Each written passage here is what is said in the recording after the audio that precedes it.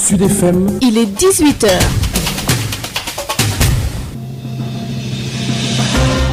Mesdames et messieurs, bonsoir et bienvenue dans cette édition d'information au sommaire. Vote du projet de loi modifiant le code de procédure pénale.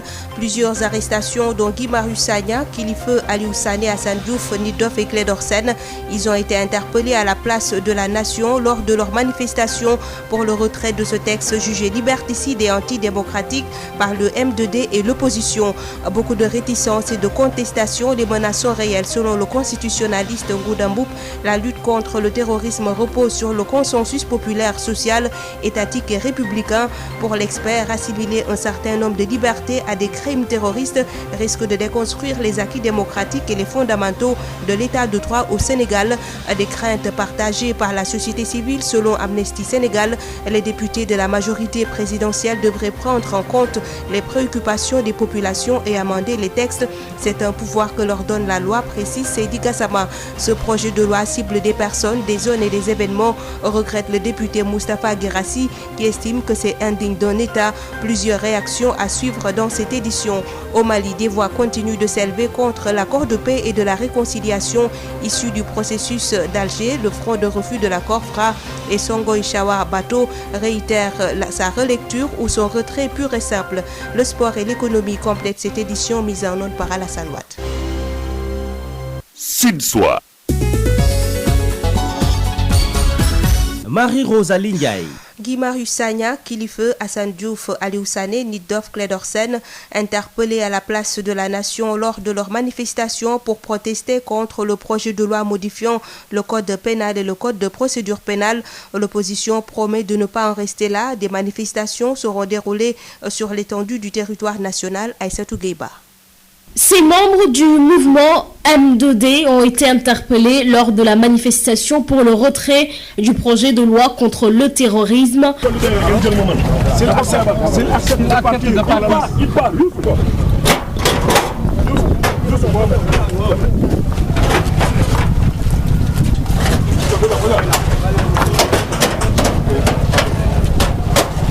Une arrestation qui a provoqué l'ire des jeunes en colère. Ils ont fait face aux forces de l'ordre pour protester ce qu'ils appellent une injustice.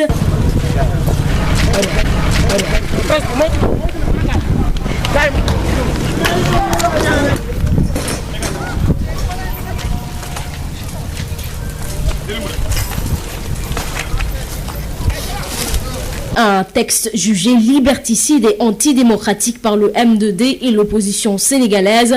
Cette loi ne passera pas. Macky Sall le dictateur! Macky Sall le dictateur! Macky Sall le dictateur! Macky Sall le dictateur! Macky Sall le dictateur! Macky Sall. Des manifestations sont attendues partout au Sénégal. Youssouf Assi, membre du mouvement Y en a marre. Nous allons organiser des manifestations partout au Sénégal pour dénoncer cette loi.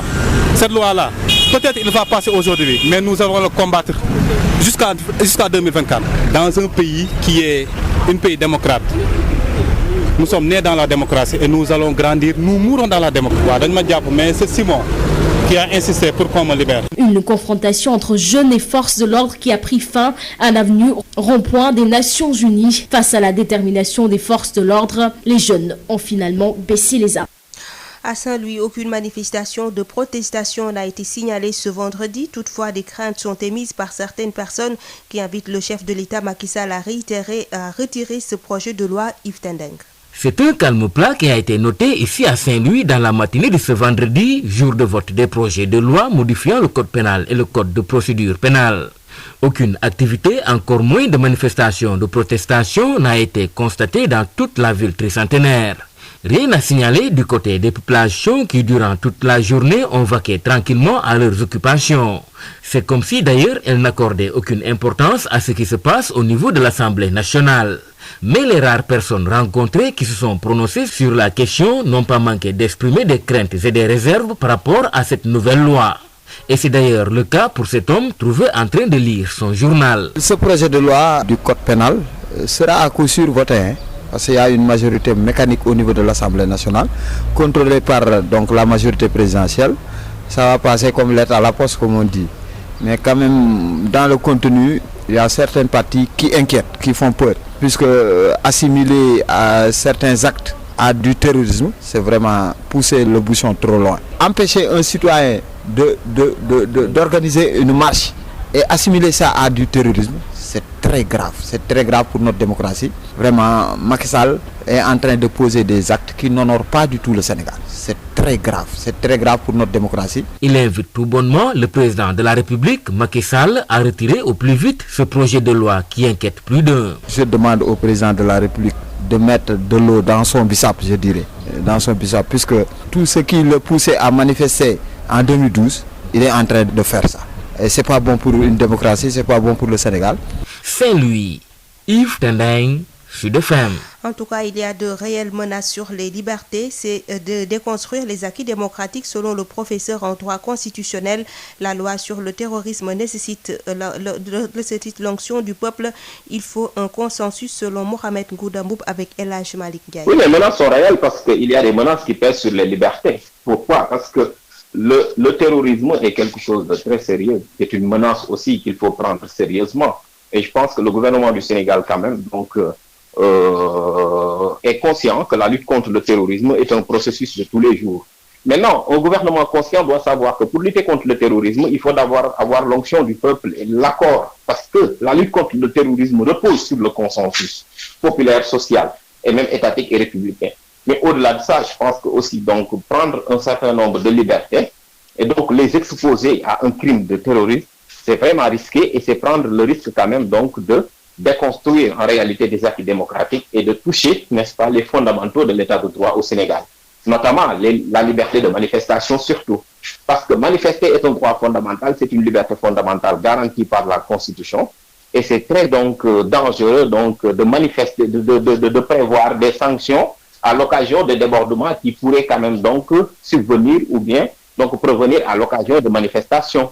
Moi, ce que j'aurais suggéré, c'est qu'en réalité, que l'État du Sénégal, du moment que dans la Constitution sénégalaise, depuis 2016, notamment avec le référendum, on avait dit qu'il est écrit, noir sur blanc, que la protection des biens publics quand même appartient et relève, n'est-ce pas, du domaine de la citoyenneté, que tout citoyen a l'obligation de protéger les biens publics, qu'on puisse prendre une autre loi différente de celle-ci, qui pourrait tout simplement sanctionner donc les casses. On peut avoir une loi anti-casse ou anti-casseur, ailleurs ça se fait.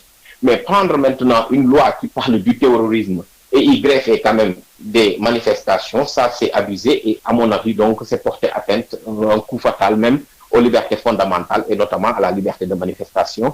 Et je pense que le gouvernement devrait rectifier le tir et essayer de chercher un consensus à cet effet. La réaction du professeur en droit constitutionnel Mohamed Ngouda Mboup que vous entendrez très largement. Ce projet de loi est manifestement un recul démocratique. S'il y avait eu cette loi depuis très longtemps, il n'y aurait jamais eu d'événement comme mai 68 au Sénégal, ni de 23 juin 2011, et Macky Sall ne serait jamais devenu président. C'est une loi antidémocratique, regrette l'analyste politique Emmanuel Desfourneaux. C'est évident, c'est évidemment manifestement un recul démocratique. Je peux même vous affirmer que si cette loi avait existé depuis très longtemps, il n'y aurait jamais eu de mai 68 au Sénégal, il n'y aurait jamais eu de 23 juin 2011 et même à l'époque, si le Sénégal avait été indépendant, je pense que les porteurs de pancartes n'auraient pas pu sortir. Donc c'est évidemment une loi antidémocratique et qui pourrait d'ailleurs, évidemment, ce n'est qu'un scénario, une telle loi, une loi pénale ne produit pas évidemment des effets donc rétroactifs, mais on pourrait s'imaginer que en tous les cas, si elle avait été votée le 23 juin donc 2011, où Macky Sall opposant incitait notamment les manifestants à résister face à une loi, eh bien, il aurait été sans doute qualifié lui-même de terroriste. C'est pour dire que cette loi, finalement, elle est antidémocratique en ce sens qu'elle va être dirigée contre les leaders de l'opposition pour les contraindre, finalement, à ce que les émeutes ne se reproduisent pas. Cette modification du code pénal est un danger pour les politiques, la société civile, les étudiants. Les syndicats alertent le directeur exécutif de Amnesty International section Sénégal. Seydi Gassama exhorte les députés de la mouvance présidentielle à entendre l'appel du peuple et à surseoir à l'adoption du texte. Il est interrogé par Isseignan. Tout le monde a des craintes, que ce soit du côté de l'opposition parlementaire ou la société civile. Nous avons évidemment beaucoup de craintes, comme nous avons eu beaucoup de craintes par rapport à toutes les lois qui ont été adoptées dans le passé pour lutter contre le terrorisme. À chaque fois, Amnesty a fait une étude de ces lois, a fait une étude critique de ces lois, a fait des recommandations à l'État pour les revoir. Malheureusement, on n'a pas été suivi. Et je crois que cette fois-ci, les citoyens ont été alertés à temps. Les gens ont évidemment eu l'occasion d'exprimer leurs préoccupations. Aujourd'hui, si on est dans un parlement normal, d'une démocratie majeure, l'Assemblée ne devrait pas être barricadée pour faire passer en force ce texte de loi. Si on était dans une démocratie majeure, aujourd'hui, les députés de l'opposition, du parti au pouvoir, du camp présidentiel, devraient prendre le temps d'écouter les préoccupations qui, depuis hier, s'élèvent de tous les secteurs de la société sénégalaise. D'écouter donc ces préoccupations-là et d'exercer le pouvoir que leur donne la loi d'amender les textes soumis par l'exécutif. Ils n'ont pas l'obligation d'adopter tous les textes soumis par l'exécutif en l'état. La loi leur donne le pouvoir de les amender. Et vraiment, j'exhorte les députés du camp présidentiel à surseoir à l'adoption aujourd'hui, à écouter les préoccupations fondées qui sont exprimées depuis hier et à procéder à l'amendement des textes pour donner à l'État les moyens de lutter contre le terrorisme. Tout le monde est d'accord qu'il faut combattre le terrorisme, mais il faut en même temps éviter les excès de la lutte contre le terrorisme qui vont mettre le pays dans une spirale évidemment d'atteinte grave aux droits humains et d'atteinte grave aux droits constitutionnellement accordés aux citoyens sénégalais. Un mal profond se trame à l'Assemblée nationale, affirme Cheikh Bamba Dièye, qui constate un recul démocratique. Le régime en place veut instaurer la fin des libertés. On l'écoute. Je suis sûr que les Sénégalais ne comprennent pas encore la profondeur du mal qui se trame ici. Ils ne comprennent pas la profondeur du recul démocratique qui est en train de se tramer ici. Ils ne comprennent pas la gravité de la situation et il est extrêmement difficile et extrêmement impossible à concevoir pour une démocratie majeure comme la nôtre que l'Assemblée nationale, qui est le siège où l'on protège les intérêts de la République, où l'on construit la démocratie et l'état de droit, puisse être le lieu privilégié où l'on détruit tout ce que l'esprit de sacrifice et les combats démocratiques ont donné. Ce qui est envisageable, c'est aujourd'hui continuer le combat. Parce qu'il faudrait que les Sénégalais comprennent que tant que ça restera dans le cadre étriqué de l'Assemblée nationale, aucune solution favorable à l'émergence d'une démocratie stable ne sortira. Aujourd'hui, à l'intérieur de l'Assemblée nationale, c'est le règne du mépris du Sénégalais, c'est le règne du mépris de la démocratie et de l'état de droit. C'est la consécration d'une dictature de fait. C'est la consécration d'un recul démocratique qui va nous replonger dans les âges sombres de la PR fracassée, où l'individu va aujourd'hui faire prévaloir les lois de la jungle, où quelqu'un qui a utilisé les artifices et les arcanes de la démocratie pour avoir le pouvoir va consacrer la fin de cette même démocratie, la fin des libertés et la fin de l'état de droit. Est-ce qu'on a fait quelque chose pour mériter cela? Aucun d'entre nous ne l'a fait. Nous sommes un pays d'hommes et de femmes dignes. Nous avons mené tous les combats. Des Sénégalais ont payé le prix ultime, leur vie, pour que ce pays reste un état de droit et une démocratie. Pour Moustapha Guirassy, le gouvernement a d'autres priorités. La question foncière, l'emploi, l'État occulte ces questions et prend des décisions qui peuvent déstabiliser le pays. On l'écoute. Il y a des droits économiques qui devaient être encadrés plus tôt. Il y a des Sénégalais qui sont spoliés de leurs terres. Il y a des problèmes de sécurité, il y a des problèmes de droits économiques liés à l'habitat, liés à l'emploi, liés à autre chose. Mais malheureusement, la seule justice qu'on a, c'est une justice en fait qui réprime. C'est une justice qui ne met l'accent que sur la répression et à la limite même qui met tout l'arsenal juridique au service donc d'un homme, du président de la République, afin de toucher d'autres hommes. Donc il y a des personnes qui sont ciblées, il y a des événements qui sont ciblés. Alors c'est pas ça un État. Un État c'est vraiment atemporel, c'est au-delà en fait des événements, c'est au-delà d'un petit mandat, c'est une nation. C'est une nation. Et on sent tout simplement qu'il n'y a pas cette profondeur il n'y a pas cette sagesse, il n'y a pas cette dignité de l'État. Et c'est regrettable et voilà, ça conduit petit à petit vers une instabilité extraordinaire. Encore une fois, un pays sans justice, mais tout devient dangereux, tout devient instable, tout devient insécure. C'est donc la réaction du député Moustapha Guirassi. Le gouvernement a d'autres priorités, la question foncière, l'emploi, et l'État occulte ces questions et prend des décisions qui peuvent déstabiliser le pays. Sud International. Au Mali, les voix continuent de s'élever contre l'accord de paix et de la réconciliation issu du processus d'Alger. Le Front de refus de l'accord FRA et Songoï Chawara Bato ont tenu une conférence de presse le jeudi à Bamako. L'objectif était de dresser le bilan de l'accord et réitérer sa relecture ou son retrait pur et simple pour aller sur de nouvelles bases. La correspondance de Ibrahima Sorimaïga. Avant de faire le bilan de cet accord que les deux mouvements désapprouvent, Almadi Moustapha Sissé, le coordinateur général de Songoï Chawara Bato, qui veut dire en Songoï espace de discussion entre communautés sédentaires Songoï, s'est interrogé sur la capacité du ministère de la Réconciliation, qui a désormais en charge la mise en œuvre de l'accord de paix, de pouvoir rendre effectif sa mise en œuvre d'ici 6 mois, comme promis. Et le ministre en charge, M. Wagué, disait, je cite, que le mandat qui reste à la transition, les 6 mois, va être consacré à la mise en œuvre de l'accord. Cela nous pose à réfléchir. Un accord, le régime d'Ibeka n'a pas pu appliquer pendant 6 ans, comment en 8 mois on peut le mettre en œuvre? Le bilan, il est amer 6 ans après la mise en œuvre de l'accord pour la paix issu du processus d'Alger. Une accentuation de l'insécurité est à déplorer, affirme Almadi Moustapha Sissé. L'accord qui doit être censé nous ramener la paix a amené plus de problèmes. Au niveau sécuritaire, on ne peut plus se déplacer entre nos localités. Au niveau sécuritaire, nous avons perdu beaucoup de notabilité, beaucoup de gens. Nous avons recensé plus de 5000 morts, plus de 400 villages détruits. Et tout ce que nous avons comme acquis avant l'accord est jeté de la poubelle.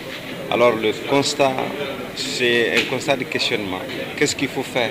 Ce qu'il faut faire, c'est mener de nouvelles concertations pour un nouvel accord, cette fois-ci endogène, nous dit le professeur Oumar Kone, membre du comité de pilotage du FRA, Front de refus pour la mise en application de l'accord. Nous avons dit qu'il faut aller pour un nouveau accord entre Maliens, un accord endogène. Nous n'avons pas besoin de la communauté internationale pour faire un accord entre nous. Les Maliens peuvent se parler, dire leurs difficultés, comment trouver des solutions ensemble. On signale que cette conférence de presse est intervenue moins d'une semaine après celle de la coordination des mouvements de l'Azawad, qui ont annoncé la tenue du prochain comité de suivi de l'accord pour ce 28 juin. Soribra Mega, depuis Bamako, pour Sud FM. Au Burkina, les partis politiques affiliés au chef de file de l'opposition suspendent leur participation au dialogue politique entamé le 17 juin dernier et qui a été suspendu par manque de consensus sur les questions sécuritaires et électorales. La dégradation de la situation sécuritaire au Burkina serait à l'origine de cette décision de l'opposition politique qui a annoncé ce vendredi une série de marches pacifiques et silencieuses le week-end prochain dans les 45 provinces du Burkina. Je vous invite à suivre les décisions de l'opposition avec le chef de file de l'opposition politique, Edi Kongbo. Edi Kongbo avec Mathieu Somda. 5 dernières années, près de 595 attaques terroristes, plus de 1500 morts, des blessés par milliers et environ 1 500 000 déplacés internes. Malheureusement, le nouveau quinquennat du président Roch-Marc Christian Kaboré commence comme l'a été le mandat 2015-2020. Et c'était le sien. En effet, l'attaque de Sonla, ayant occasionné plus de 132 morts officiellement, corrobore à suffisance cette assertion et constitue le point d'orgue de l'hécatombe. Lorsque l'opposition politique a accepté de participer au dialogue politique voulu par le chef de l'État, c'était dans un esprit républicain de construction citoyenne pour l'intérêt supérieur de la nation. Au cours de ce dialogue politique, en raison notamment de l'absence de résultats probants dans la gestion de la crise sécuritaire, elle a demandé la démission du Premier ministre et celle du ministre de la Défense. Et elle attend toujours. Au regard de ce qui précède et de l'aggravation de la situation sécuritaire, l'opposition politique annonce dès aujourd'hui qu'elle suspend sa participation au dialogue politique. Et l'opposition politique annonce une série de marches pacifiques et silencieuses dans les 45 provinces à travers tous les territoires nationaux les 3 et 4 juillet 2021. Et ceci pour rendre hommage aux victimes des attaques terroristes, pour manifester notre soutien aux forces de défense et de sécurité, et notre solidarité aux personnes déplacées internes, pour protester contre la dégradation de la situation sécuritaire et exiger des mesures fortes pour une meilleure protection des Burkinabés. En sport, la mission conjointe CAF-FIFA vient de boucler son séjour de travail en Guinée durant 3 jours et a rencontré les différents acteurs du football guinéen, notamment la commission électorale et le comité d'éthique. Une décision de la FIFA-CAF est attendue très prochainement pour mettre fin à la crise qui secoue la Fédération guinéenne de football, le compte-rendu d'Amadou Ribari. Cette présence de la mission conjointe FIFA-CAF en Guinée s'explique par les nombreux dysfonctionnements enregistrés dans l'organisation du congrès électif. Après les différentes rencontres avec les acteurs du football guinéen, la mission dresse son constat.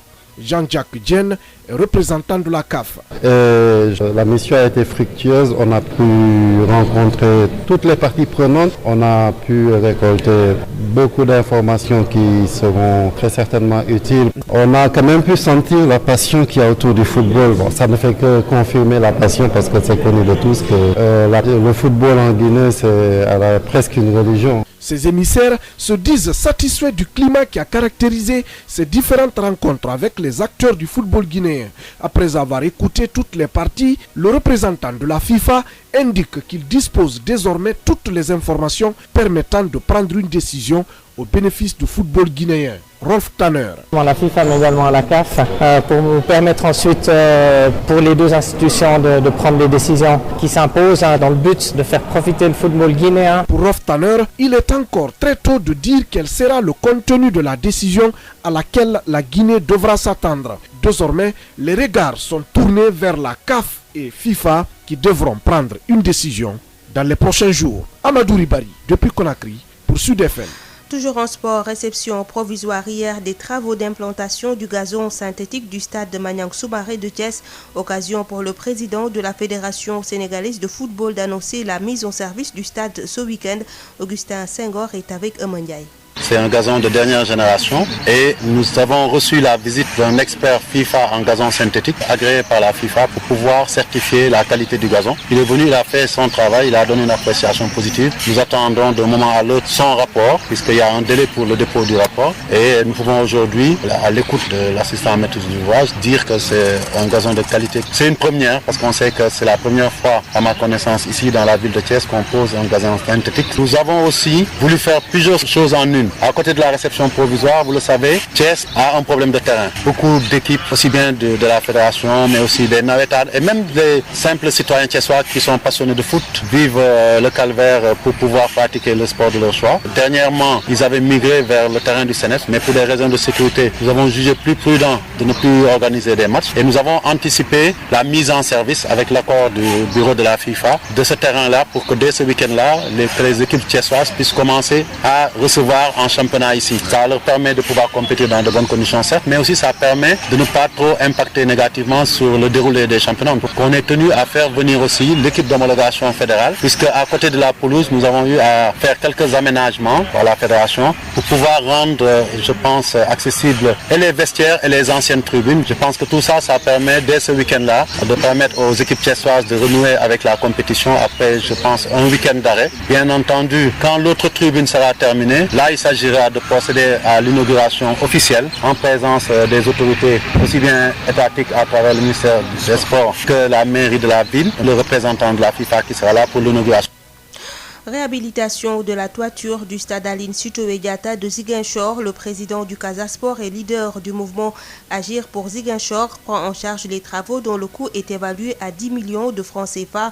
Seydou Sané a réceptionné le matériel hier jeudi en présence des acteurs du mouvement sportif Ben Michel Kanfouti. La toiture du stade Aline Sitoé Diatta, dont une partie a été emportée il y a 2 ans par un violent orage, va enfin être réhabilitée pour un coût de 10 millions de francs CFA grâce au président du Casa Sport, Seydou Seydou Sané, par ailleurs président du mouvement Agir pour Ziguinchor. Je n'aurais pas demandé à des amis de me donner de l'argent pour organiser inutile. Ça n'a pas de sens, ça n'a pas de valeur. J'aurais préféré prendre tout cet argent-là et répondre aux attentes. Je suis condamné de le faire parce que, à la différence des uns et des autres, je suis d'abord sportif et je suis de Ziguinchor. Il y a les tôles, il y a les tubes, il y a les vis, parce qu'il faut reprendre aussi même la partie qui ne semble pas être touchée.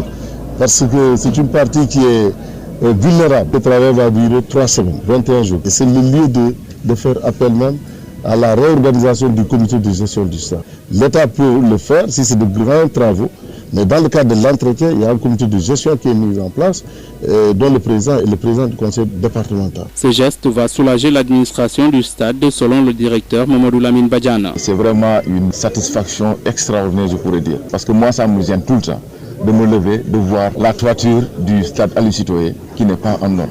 Des collègues de Saint-Louis, de Tamba, de Kolda m'appellent pour me dire mais ta toiture là, quand est-ce que tu vas la faire? Si j'avais les moyens, comme il l'a dit, je l'aurais réalisé depuis la première année.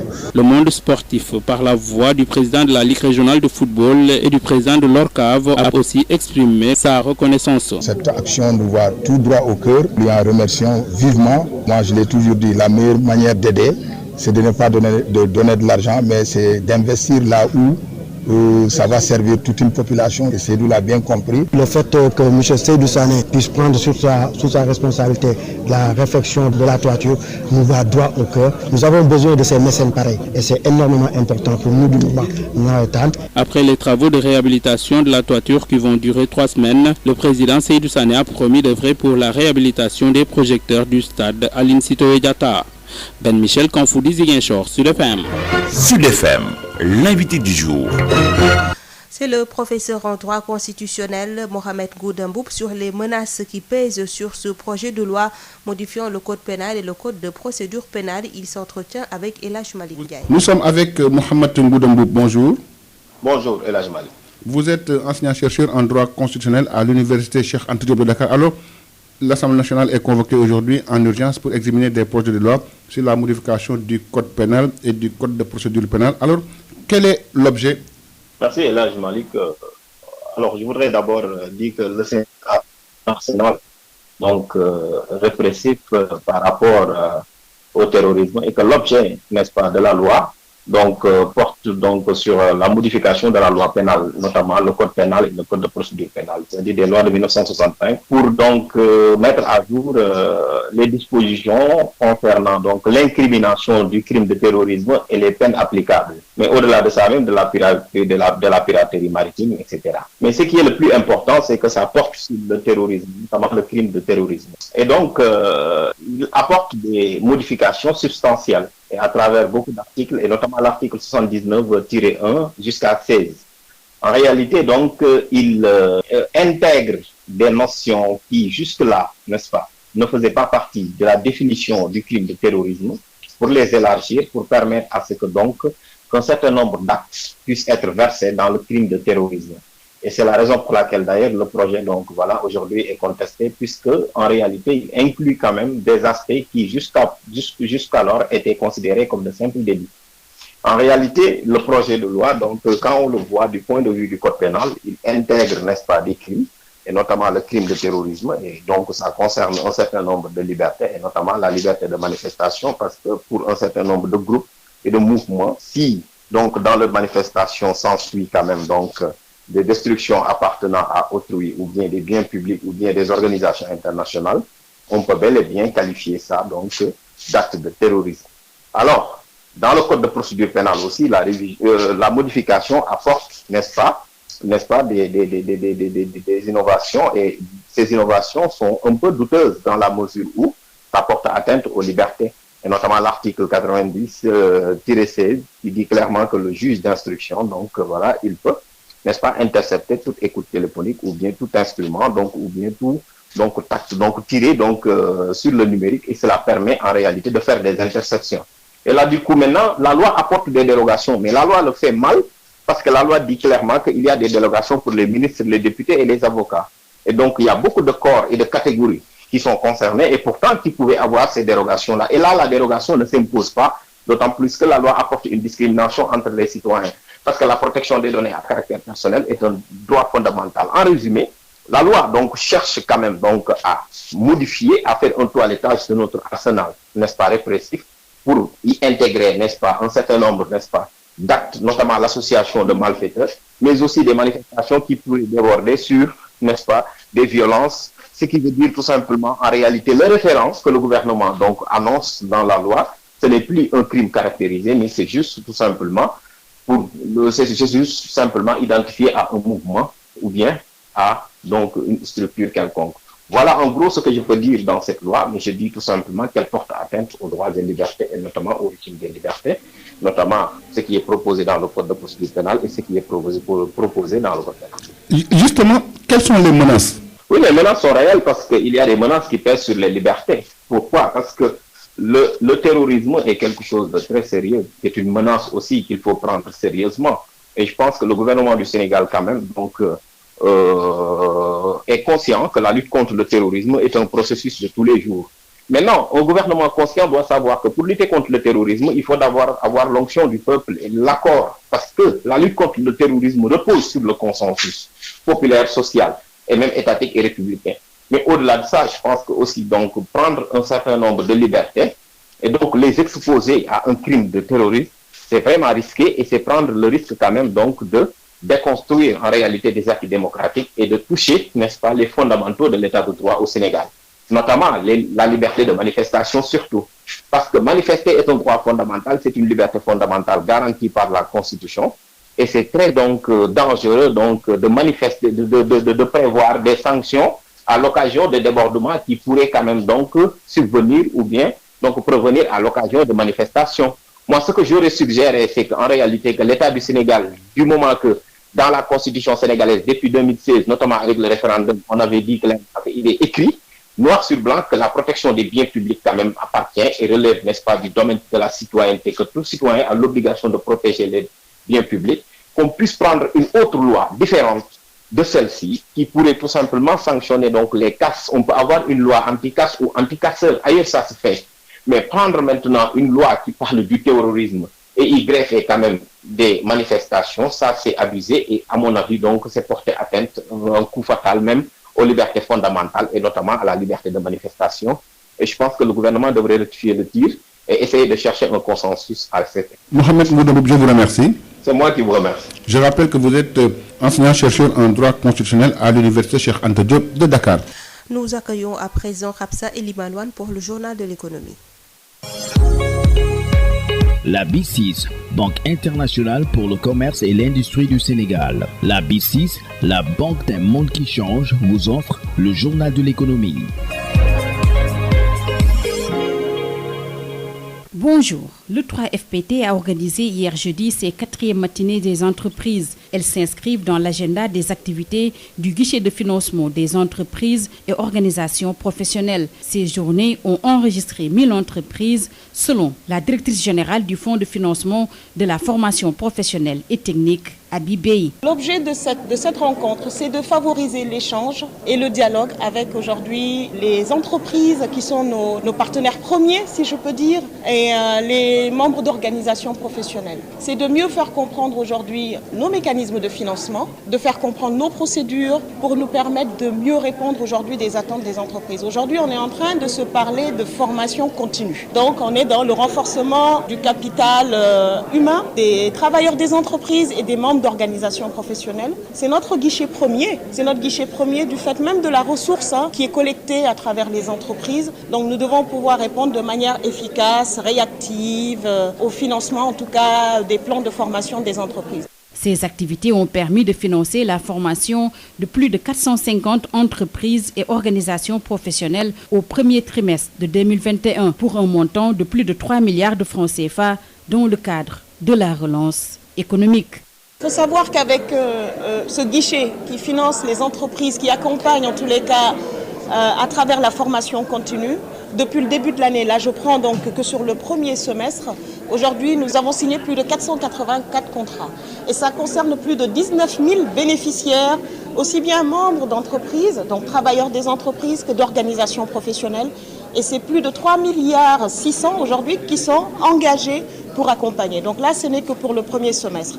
Et nous espérons, en tous les cas, pour le second semestre, répondre encore de manière beaucoup plus efficace, de manière beaucoup plus réactive aux besoins aujourd'hui des entreprises.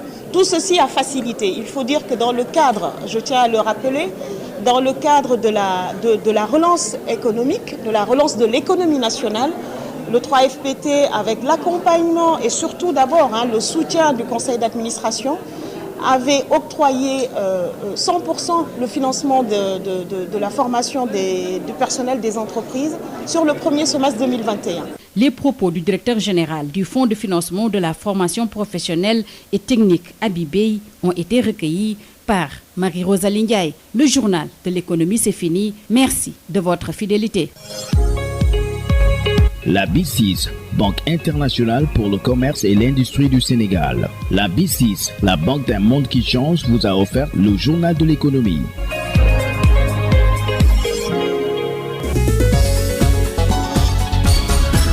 Marie-Rosalie Ndiaye.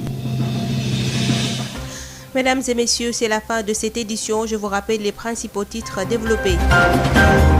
Vote du projet de loi modifiant le code de procédure pénale, plusieurs arrestations dont Guy Marius Sagna, Kilifeu, Aliou Sané, Hassan Diouf, Niddoff et Clédor Sène.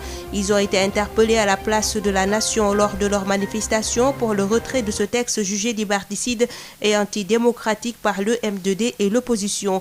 Beaucoup de réticences et de contestations, les menaces sont réelles. Selon le constitutionnaliste Ngouda Mboup, la lutte contre le terroriste repose sur le consensus populaire, social, étatique et républicain. Pour l'expert, assimiler un certain nombre de libertés à des crimes terroristes risque de déconstruire les acquis démocratiques et les fondamentaux de l'état de droit au Sénégal. À des craintes partagées par la société civile, selon Amnesty Sénégal, les députés de la majorité présidentielle devraient prendre en compte les préoccupations des populations et amender les textes. C'est un pouvoir que leur donne la loi, précise Seydi Gassama. Ce projet de loi cible des personnes, des zones et des événements, regrette le député Moustapha Guirassi. Il estime que c'est indigne d'un État. Au Mali, des voix continuent de s'élever contre l'accord de paix et de la réconciliation issu du processus d'Alger. Le front de refus de l'accord FRA et Songoy Chawara Bato réitère sa relecture ou son retrait pur et simple. Le sport et l'économie ont complété cette édition mise en onde par Alassane Ouad. Merci de nous avoir suivis. Dans quelques instants, le journal de la culture suivi de la chronique Sud Éducation.